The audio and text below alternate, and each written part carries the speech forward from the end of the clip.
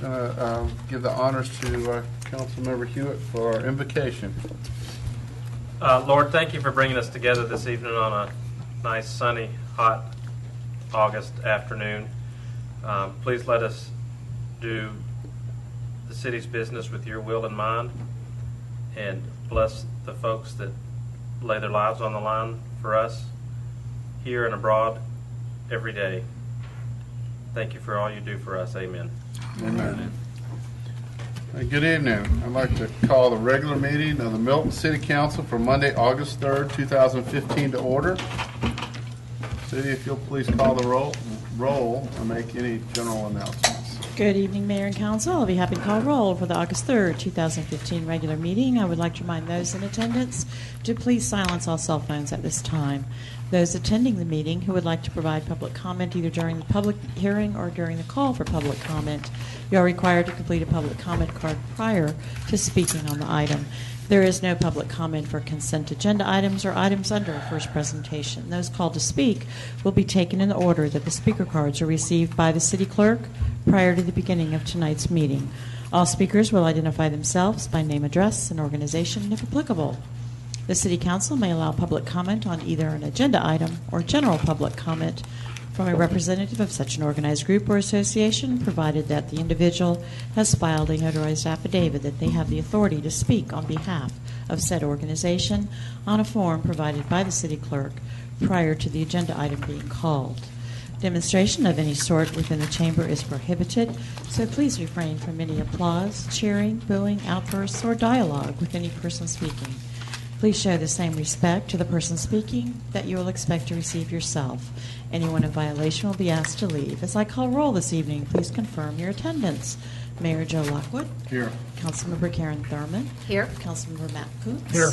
Councilmember Bill Luss. Here. Councilmember Bert Hewitt. Here. Councilmember Rick Moore. Here. And for the record, Councilmember Joe Longoria is on his way.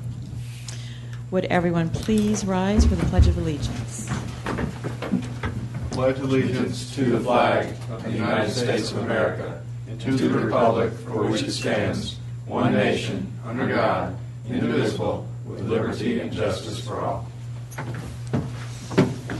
Okay. Well, normally I like to welcome everybody here, but tonight I'm going to welcome the young. So fairly new residents within the last year. So anyways, we're glad you're here.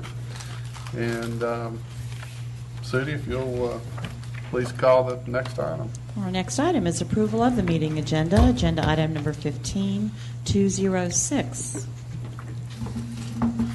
Okay. I would like to add an executive session to discuss pending litigation.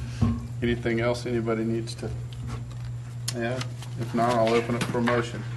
Make a motion to approve the agenda with the addition of the executive session to discuss pending litigation. Second. Okay, we've got a motion by Councilmember Hewitt, second by Councilmember Morrig. All in favor, please say aye. Aye. Any opposed? That's unanimous. Sudi, do we have any public comment? We do not, sir. All right, then I'm going to move on to the consent agenda. Our first item is approval of the July 13th, 2015 Council Work Session meeting minutes. Agenda item number 15207. Next, approval of the July 20th, 2015 regular City Council meeting minutes. Agenda item number 15208. Next is approval of a construction services agreement between the City of Milton and JF Acquisition, LLC, doing business as Jones and Frank, to install a fuel management system at Fire Station number 41 and number 43. Agenda item number 15209. Fourth is approval of a professional services agreement between the City of Milton and Moreland Altabelli Associates, Inc. for the following project: design services, construction documents, Cogburn Road sidewalk, and trail improvements. Agenda item number 15210. Number 5 is approval of a professional services agreement between the City of Milton and Lane Inliner, LLC, for Providence Road stormwater system improvements.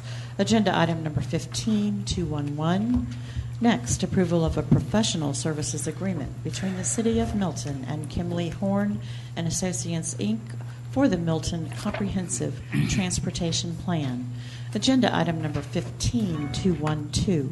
Our seventh and final consent agenda item this evening is approval of a professional services agreement between the City of Milton and McIntyre Corporation doing business as McIntyre Fencing for fence demolition, repair, and installation at Providence Park. Agenda item number 15213. Mayor, I'll move to approve the consent agenda as prepared by staff. Second. Okay, I have a motion, Councilmember Luss, second by Councilmember Hewitt. In favor? All in favor? All in favor, please say aye. Aye. Any opposed? That's unanimous. All right, City, we'll move on to our first presentation. Our first item is consideration of RZ 1516 to amend private swimming pool standards for detached dwellings, Section 64-1069B. Agenda item number 15214. Our second and final first presentation item is consideration of RZ 1517 to create a definition for barrier in definitions, Section 64-1. This is agenda item number 15215. We have a motion and a second. First presentation. I'll make a motion that we approve the first presentation items as presented. Second. We have a motion by Councilmember Thurman, second by Councilmember Coots. On first presentation, all in favor, please say aye. Aye. Any opposed? That's unanimous. All right, City, we'll move on to our public hearing. If you could please sound that item. Our public hearing this evening is approval of an ordinance of the Mayor and Council of the City of Milton, Georgia, to fix the ad valorem tax rate of the City of Milton for fiscal year 2015 and for other purposes. Agenda item number 15184. First public hearing and first presentation were heard at the July 6th regular City Council meeting. Second public hearing at the July 20th regular City Council meeting. Ms. Stacy Inglis. Good evening, Mayor and Council. So tonight is the third and final public hearing that we need to hold on the establishment of the millage rate and increase in tax digest. As Judy already mentioned, we held a first public hearing on July 6th. The second public hearing was July 20th, and tonight, as I told you, is the third public hearing. Tax bill is expected to be mailed on September 1st with an October 31st due date. I haven't heard from Fulton County when we will get the final tax digest. I'm assuming it's on schedule to be delivered to us at some point this month. So the total tax digest is $2,238,970,962. The property taxes include real, personal, and motor vehicle taxes. Had to be both be on? Sorry, Dave. And should I repeat everything since I wasn't on mic, or are we good? You got recorded. It got recorded? Yeah, Okay. we could all hear you, I would. All right. So we are projected to have an increase in tax collections of 5.48% due to inflationary reassessments of the existing property. When coupled with the upsurge in the digest for newly improved properties, the overall taxes levied will be 6.5% higher than 2014. Please understand this is not a millage rate increase. The millage rate of 4.731 mils is the same rate the city has had since our first tax billing in 2007. I'd be happy to answer any questions at this point. Okay, so any questions? Stacy? Sudi, do we have any public comment? We do not, sir. Okay, then I'll close the public hearing and then keep it up for any discussion or questions for Stacy. Okay. Bill? Stacy, Fulton County has agreed to reduce, I believe, our millage rate, county millage rate. I haven't heard. I'm sorry. I can check on it for you, and I can send you an email, but I haven't heard for sure if that's what they plan on doing. Yeah, they did. They did. I don't know if Yeah. that was voted. You know, if that kicks in this year or next year. Yeah, I guess that's my question. Would it kick in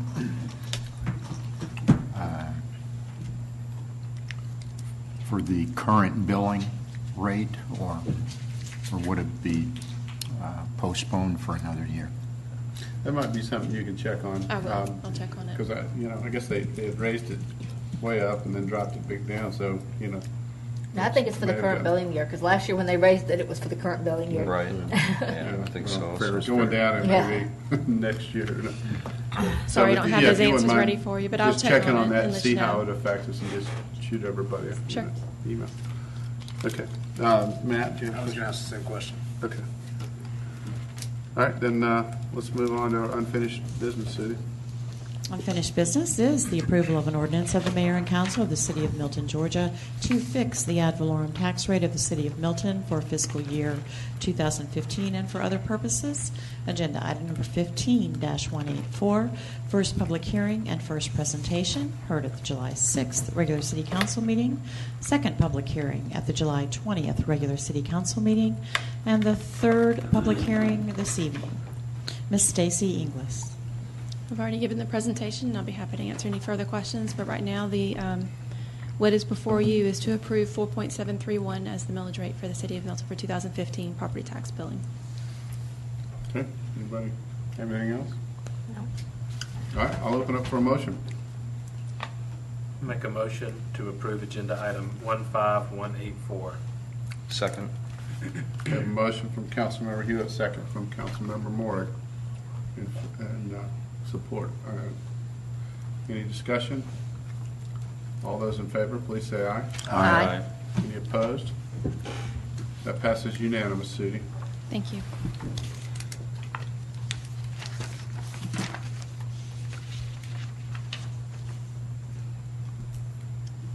Okay. We'll move towards reports and staff reports and all that. Does the council have anything they would like to report on? Okay, we'll turn it over to staff then. Okay. The first report we have tonight is from the Police Department, Chief Krokoff.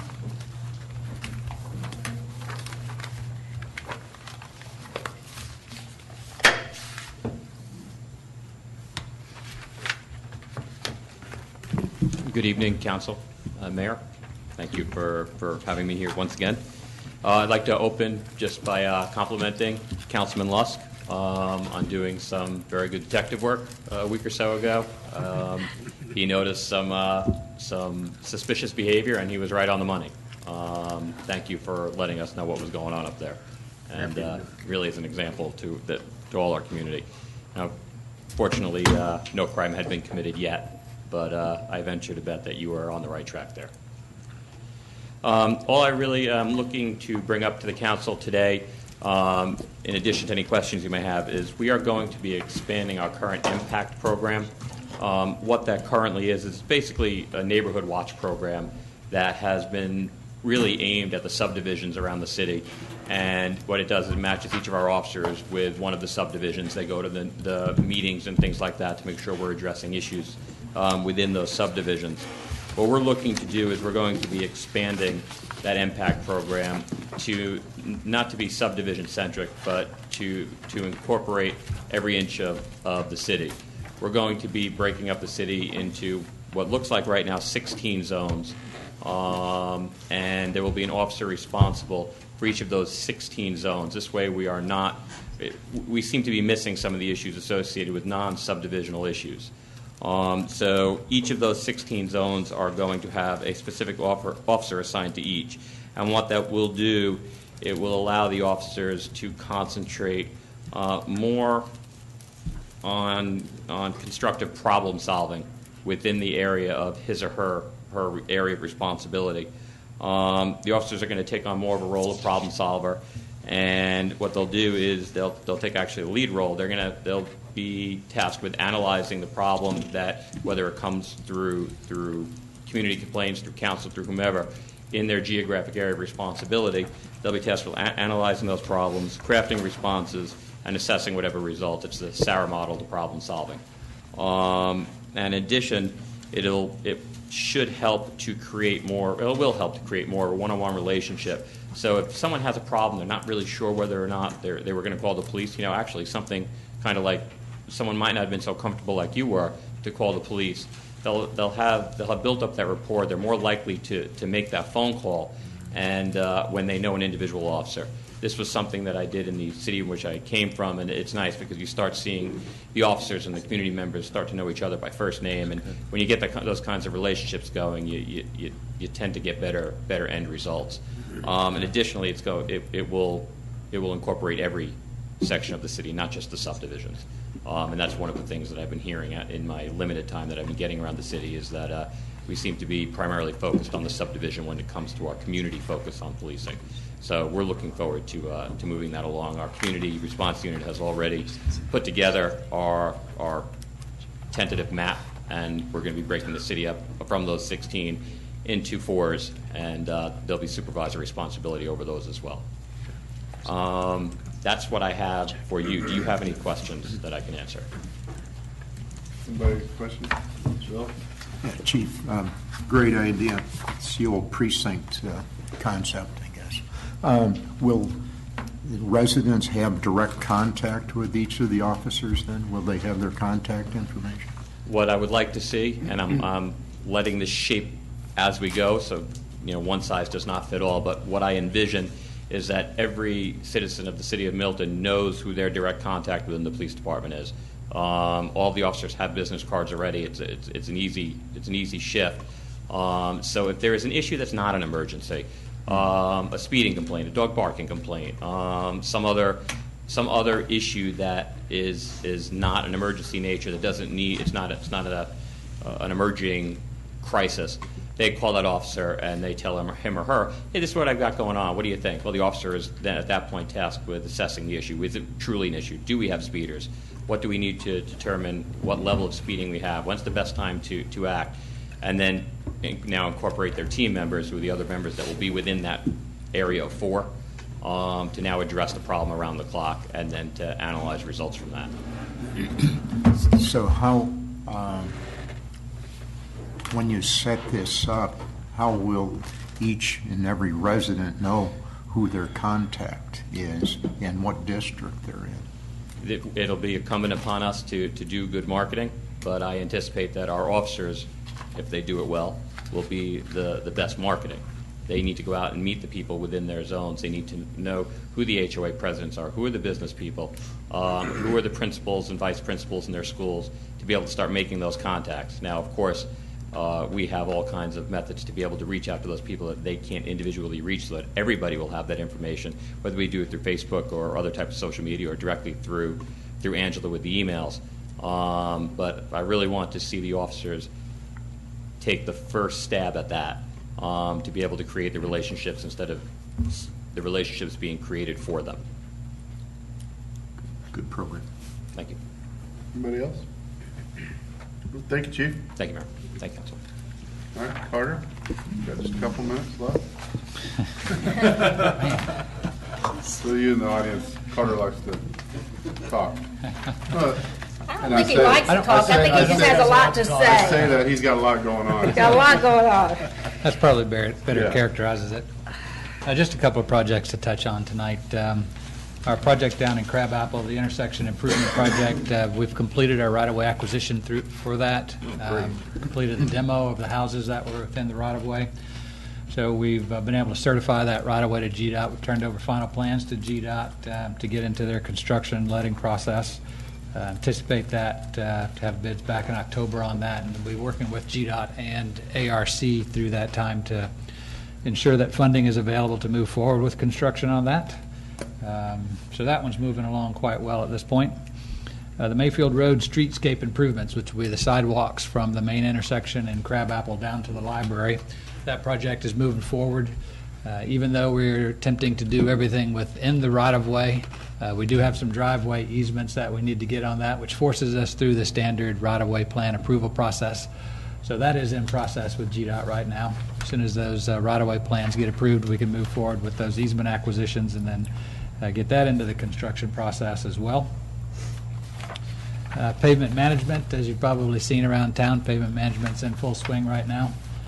Be up on Bethany Bend and Cogburn around the high school over the next 3 to 4 days, trying to get some of those areas where we've got some significant potholes developing, trying to get those patched and repaired, and probably about 30 to 45 days left around town on that paving contract. So you should see them out and about a little bit everywhere over the next couple of months. The Transportation Master Plan, we approved that contract tonight under our consent agenda, and in fact, our representatives from Kimley Horn were here tonight to show their appreciation for awarding that contract. As you know, they did the original CTP for us, so they'll be a good addition to continue that process with us. And we anticipate probably coming back to an October work session for kind of a kickoff session with council.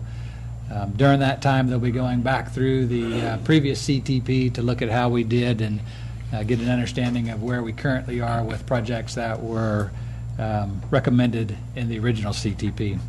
So there'll be a lot going on with that over the next 9 to 12 months.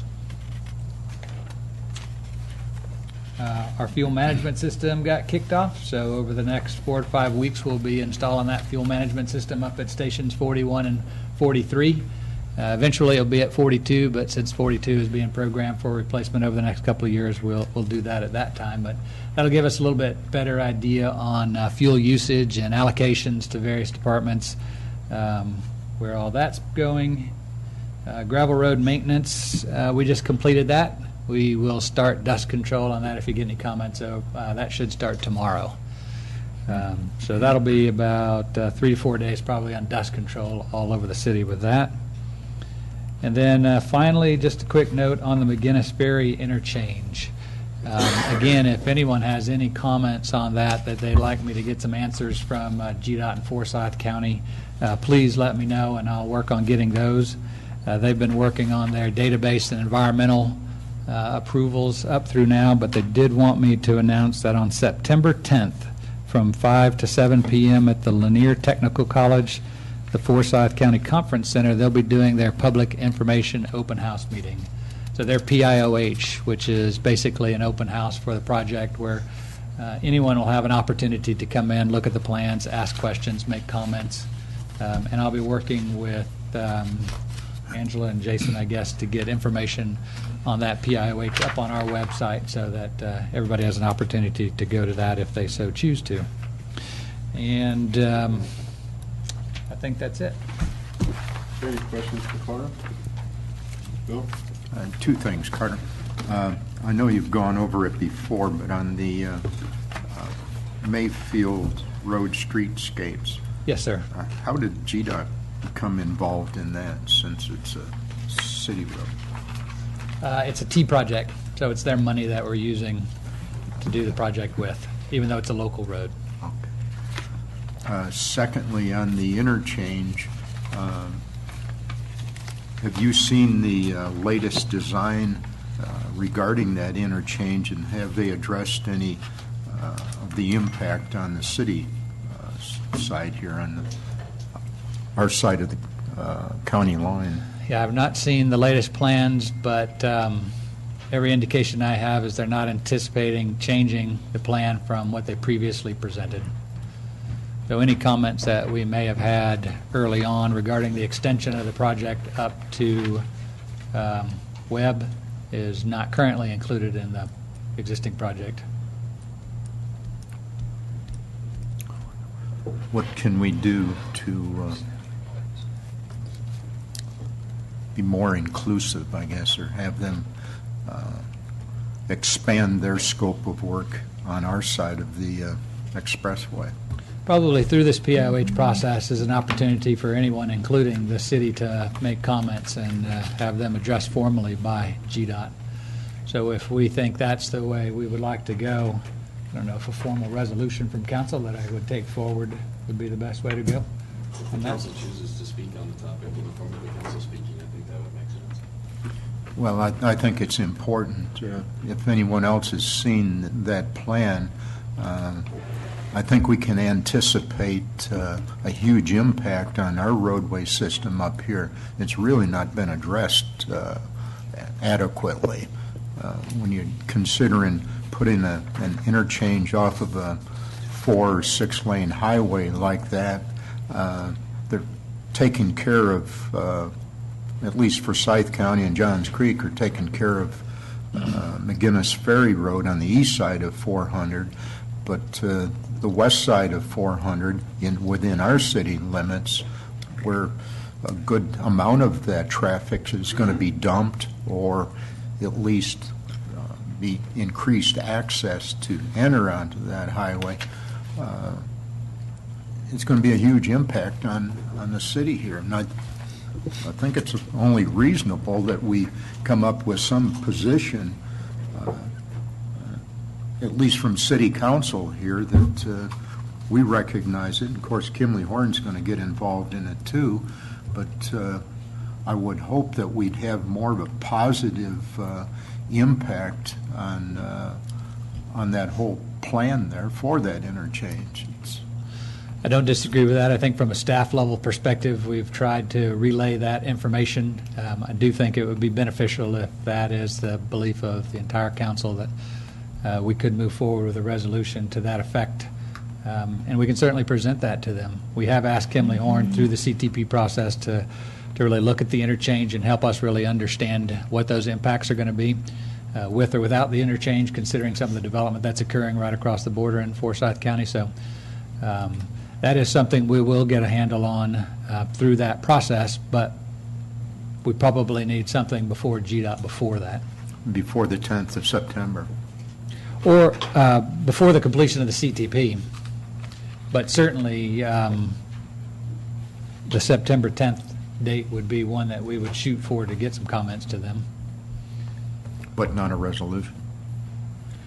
I think if it's the opinion of council, it would be better to come forward as a resolution. When's the end of their comment period? Have they set a deadline?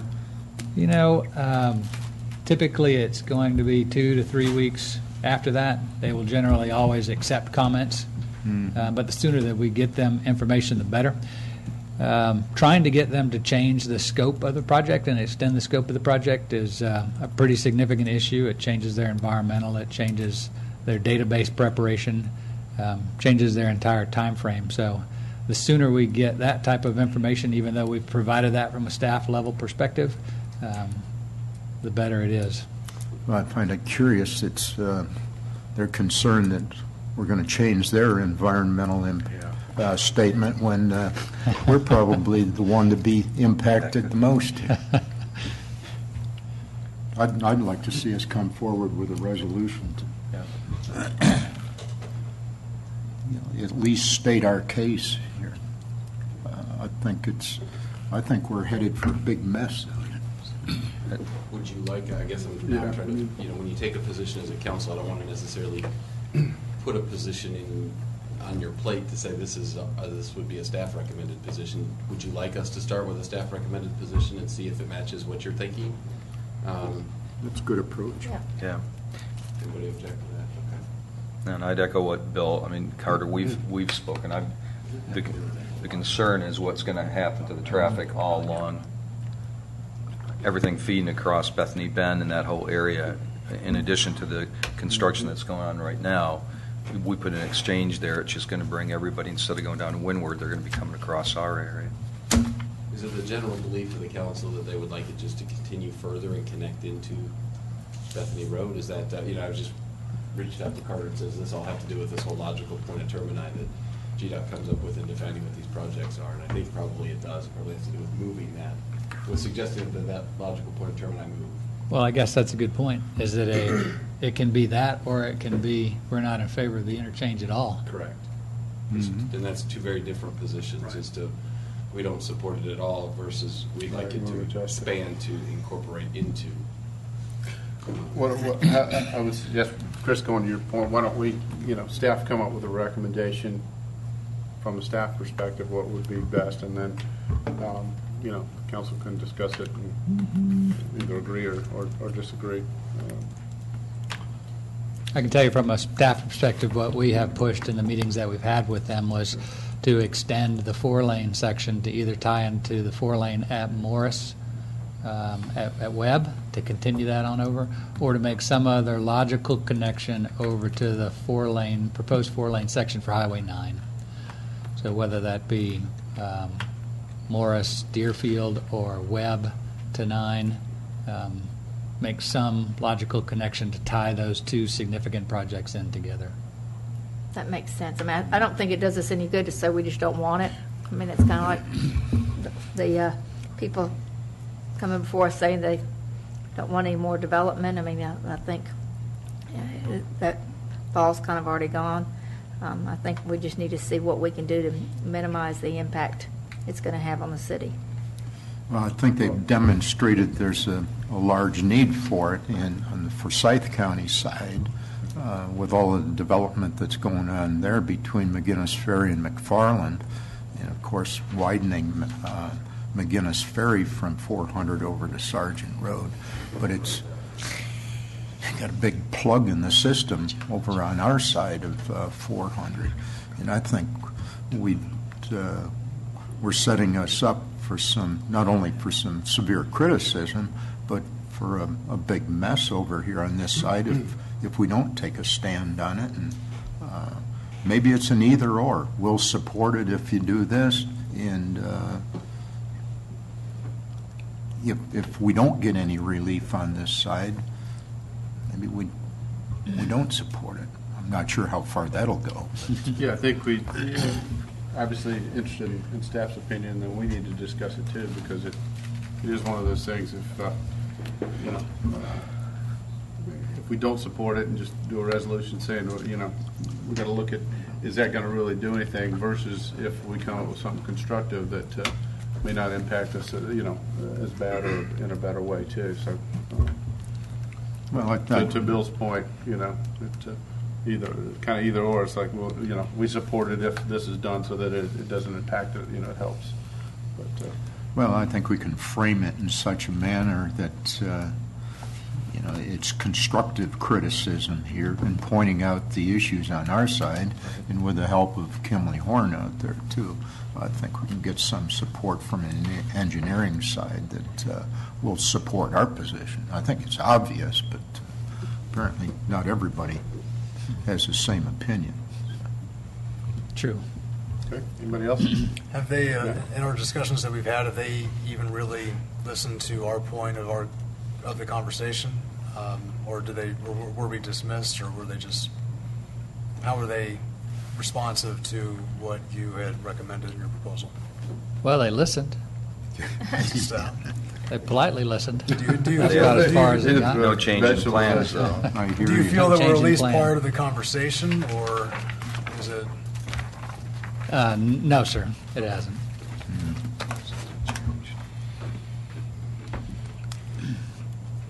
I would think, kind of wrapping that up, though, that it would, I don't know that it would be wise to just outright pass a resolution to say we don't support that. If we put all of our eggs in that basket, that's the wrong basket to be in.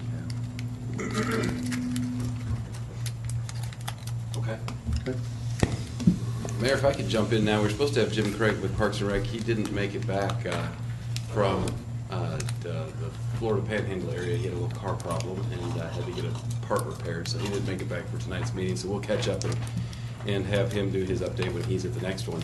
But I could give you just a quick update that would have come from his department on Bell Memorial Park. As you can see, this week they started, or last week they started, and this week they continued to put sod down in the park. So that's going to be one of those things that makes it look like it starts to really look like a park once these things happen. We've met with the contractor there, and we've got a construction timeline that we're working under at this point to get the park to its grand opening in September. The work started, Bill, on Friday and worked through the weekend, and I believe they might have tidied it up today. I stopped out there and looked at it on that detention pond, that pond at A, I guess it is, pond, whatever that first pond is. There was an engineering solution crafted for that, and I stopped out there on the weekend and looked at it, and you could see it in progress. So we can go through it with you and some of the more finer details of what they elected to do. But we picked a fairly significant stretch of time when we really didn't have any forecast for rain to go in there and get it done, so that we didn't have half of a pond being disturbed and then have a rain event in the middle of it. The park is still scheduled for a park opening on September the 12th, and the construction timeline gets us there. We had at one point talked about a soft opening on the 5th. with the amount of rain that we've had in that project and where they are with getting it done. It's a safer environment if we allow them to continue to have the park until the 12th of September when we can get it open.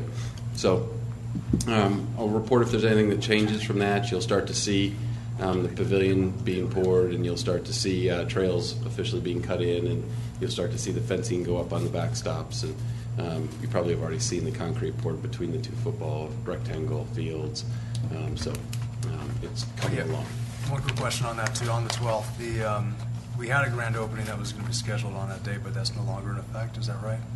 And we anticipate that's the day that the grand opening and the opening of the park will occur. So there will be a grand on the opening 12th. Okay. 12th. Yeah, 'Cause I the thing that thought it had doesn't been exist is- canceled on the 12th. We've gotten notification that it was. We might have to deviate a little bit rather than having it as far as timing goes, but we're still pushing towards the September 12th opening of the park. What about a soft opening on the 12th and the grand opening the week after or something like that?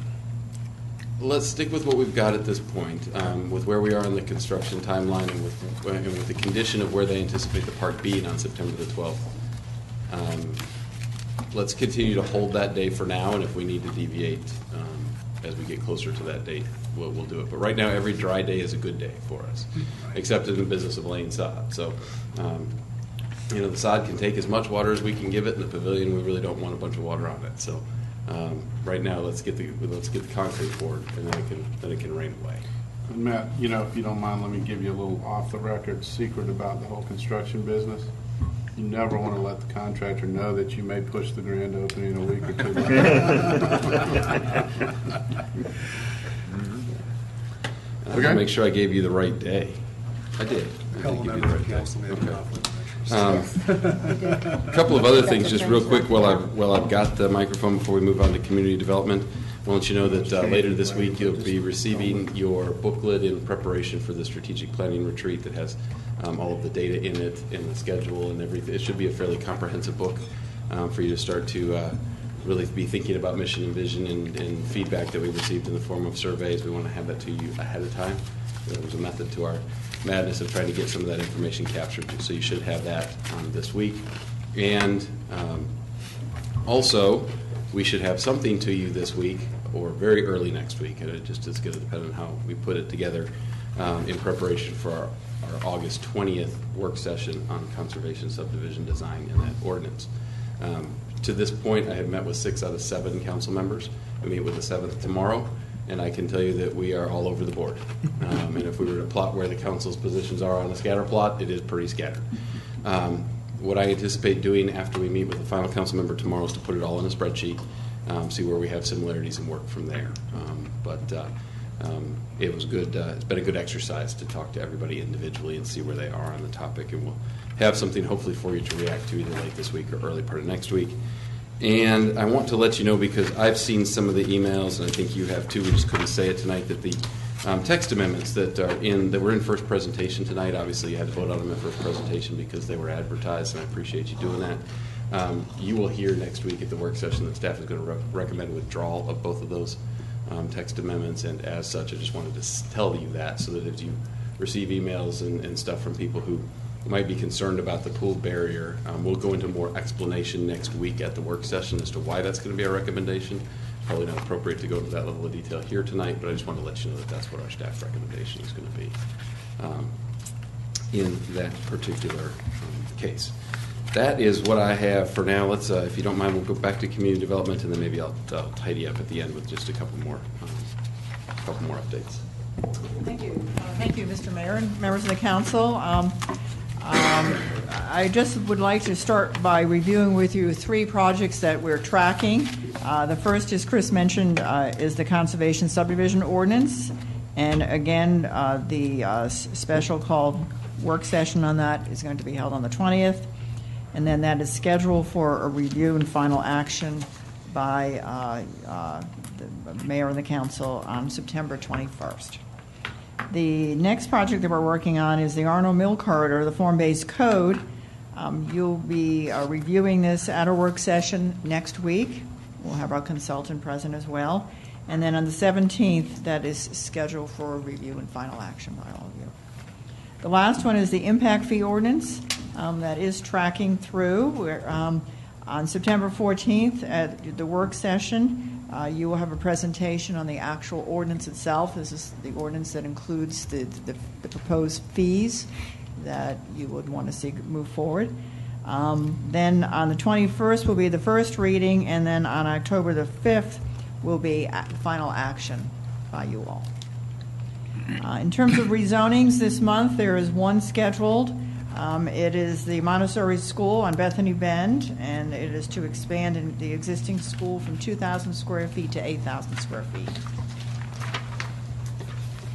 In addition, this month we had advertised for 2 text amendments, and as Chris mentioned to you, although they have been advertised for your action on the 17th, next week at the work session you will hear from our chief building official, and I believe it is his intent to ask that those 2 text amendments be withdrawn, and he will explain the reason for that. And then lastly, on September 21st, you will review action on the rural view shed within the rural Milton overlay. This came before the City Council and it was deferred a month, so therefore it will not come to you until September 21st. And that is my presentation, and certainly if anyone has any questions, happy to answer them. Any questions from Kathy? Bill? Regarding conservation subdivision ordinance and its relation to the moratorium, we're going to address that. I was going to finish with that, yes. Yep, we'll get to that before we're done. Okay. Anybody else? All right, thank you, Kathy. Thank you very much. All right, Sarah. Good evening, Mayor and Council. I have 3 things to tell you all about. The first is, we'll go ahead and do this one. One thing that you guys had talked about was not with Progress Partners was not liking the fact that the individual cities could give money to special events, and then it's like we're not really participating as much because they're shown as a sponsor. And so with that in mind, after one flyer went out for the North Fulton Opportunity Outlook with just Progress Partners and then some of the non-contributors, their logos at the bottom, we contacted them and worked with the Council for Quality Growth to get the 4 large donors of Progress Partners to have our logos put up at the top of the flyer as well. And this will be something that they start doing on events like this until the other cities all come in to really show that these are the 3 cities, and then the CID are the ones who are really contributing to Progress Partners. So that was one thing. And then second, I don't know if y'all saw the Business Chronicle, the North Fulton Special section, but Milton is featured on the cover, and Carter has his own question and answer in there too. So Milton got some good press, and this is a marketing thing that is used by North Fulton year-round. This comes out annually, and so this is used for 12 months, and we have a really nice feature in there talking about the Legacy Milton program. And third, I told you guys that I was on the ARC's Millennial Advisory Council, and we've now split into 8 different groups, and I'm on the committee to help create a unified story and vision for Milton, or North Fulton and Milton and Atlanta in whole, in conjunction with the Metro Chamber's Choose Atlanta program. So it's really about getting the story of Atlanta out to people outside of Atlanta. And so Milton will now have a seat as all of that is taking form and taking shape. So those were my 3 things. Y'all have any questions or Thank you, Sarah. Anybody questions for Sarah? comments? Yes. Did you go to Sugar Hill? I did go to Sugar Hill. I didn't know if I'd done that before or after the last meeting. I went out there. It's awesome. I told Chris that all I need is a building for $1, and then we could absolutely do what they're doing out there. So if you guys have any suggestions, I don't know if you're familiar with what Councilman Kuntz asked me to do, but to go out to Sugar Hill has this place called the Sweet Spot.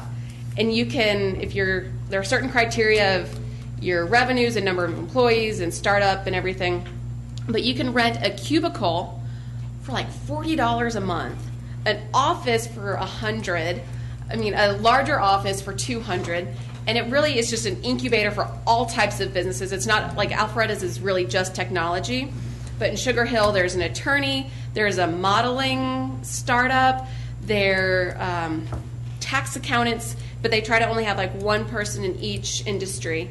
But it really helps foster just the startup community. They have a big room, probably, like half the size of this, where you can just pay a monthly membership fee, like to a gym, and you can use that to go and meet with people, or if you're a home business and you need somewhere to go and get away from your dogs and your kids to work every once in a while. So they have a really cool concept, but what they have that we don't was they had an empty building when they built their new city hall. So they had a building sitting empty that's actually, I believe it's their old city hall that they're using. So if we have an old building that anybody knows about, or somebody that would like to sell us one for $1, that would be awesome. So that's kind of where we are now, is trying to find a space that would really work for it. But I definitely think Milton could do it. It's just that we don't have a big empty building. Sure. You have a bar? Yes, if anybody has a building, just let me know. We'll get going. All right, anybody else? So the thing you didn't ask Sarah is ask her what page Carter's on. Oh, I wasn't going to say that. All right, somebody ask her what page Carter's on. What page is Carter on? Like 10, Now ask Sarah what page Sarah's on. the cover. Hey, the bus driver eats free, right? All right, thank you, Sarah. Thank you. The one thing I do need to bring up tonight and get some direction from the council on is this moratorium that we do have in place with respect to the LDPs and the agriculturally zoned or areas that are agriculturally zoned. It expires without any action of the council on September the 4th. It could be brought forward in a public hearing for your extension on August 17th. You will not have the benefit of having the meeting and the work session of August 20th and having it come before you on August 17th if you wanted to. I could kind of use some direction as to whether or not you want me to bring it forward on the 17th for your discussion, debate, public hearing, bring an extension forward of a period of time, and for you to consider that. If you would like to not have it come forward on the 17th and after the meeting of the 20th, if you decided that there was a need to discuss it, we would pick a date that we would have a special called meeting between the 20th and the 4th when it expired. I just could use some guidance because I don't I don't know what to bring on the 17th that would match what you would want to see. We can't make the 20th also a special call meeting and after the work session and do it at that time? We could at this point if you'd like to have a special called actual meeting at the conclusion of the work session. I can publish that if that would be Makes sense. your desire. Anybody else, anything on that comment on that? I mean, I don't know how we can vote on anything before the 20th meeting. But I don't know how long the 20th may be a long night. I don't know how much longer that might extend it. Yeah, I guess that's something to consider, because the best I could do at this point would be to publish a time immediately following. Because if we were to publish it at 10 o'clock, let's say, for example, 10 p.m., if we think we're actually going to have a 5-hour work session, we would have to suspend the work session at 10 o'clock and move into the special called meeting. So it might make sense, and I know I don't want you all to have to get together when you don't otherwise have to be here, but having said that, I'm about to just contradict everything I just said. It might make sense to have the work session on the 20th, and in the event that the council needs to debate an extension of a moratorium, to have that maybe the following Monday, if you're used to being here on a Monday, which would be the 24th. But again, I'm happy to publish it right after the work session. I just don't know logistically how we would. Are you comfortable with a statement as limited as immediately following? Yeah, I've seen that before. That's fine with me. We've done that before. I think Karen's idea is right. I mean, if we go into the work session a long time, that'll give us more of a feel for what we ought to do with the moratorium. If we don't agree, I think the moratorium discussion would be far less of a conversation than the actual work session prior, in my mind. So I'm okay with Karen's idea. It's a good idea. Okay, immediately following. You guys good with that? Just haven't. I mean, I will hope we have some kind of direction coming out of the work session that would let us know at least whether or not we Extend the moratorium. extend the moratorium or not. Right. Yeah. And Sue was just bringing to my attention, it was a good point, that at that meeting that the city manager is talking about, if for some reason there is an interest in extending it, it'd be a public hearing. We already had one, this would be another one. So be a late public hearing. Okay. But the same people that would be speaking on the moratorium would be Would be there. hopefully at this meeting, so. Agreed. Yeah, there's a common interest there. Okay. Okay, so we'll Right. move forward with publishing then something for immediately following. And I'll make a decision as to what length we publish, and that can always be modified at the meeting. Okay. All right, that's what I have tonight, unless council has any questions for me and or staff. Okay. If you guys don't, we'll move into executive session. Do I have a motion? So moved. Do I have a second? Second. I have a motion and a second to move into executive session to discuss litigation. All in favor? Aye. Any opposed? That's unanimous.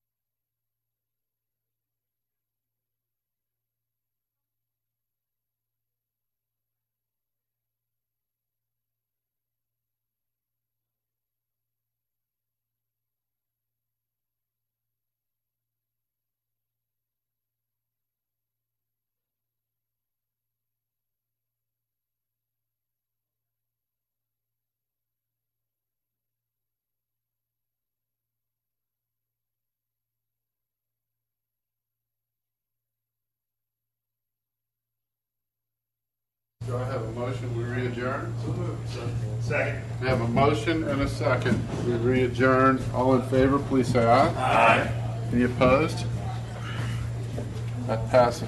All right, Sudi, we just passed five past adjourning. Now do I have a motion, We or reconvene? Now do I have a motion that we I'll move to adjourn the regular adjourn the meeting. meeting? Second. I have a motion and a second to adjourn. All in favor, please say aye. Aye. Any opposed? That's unanimous.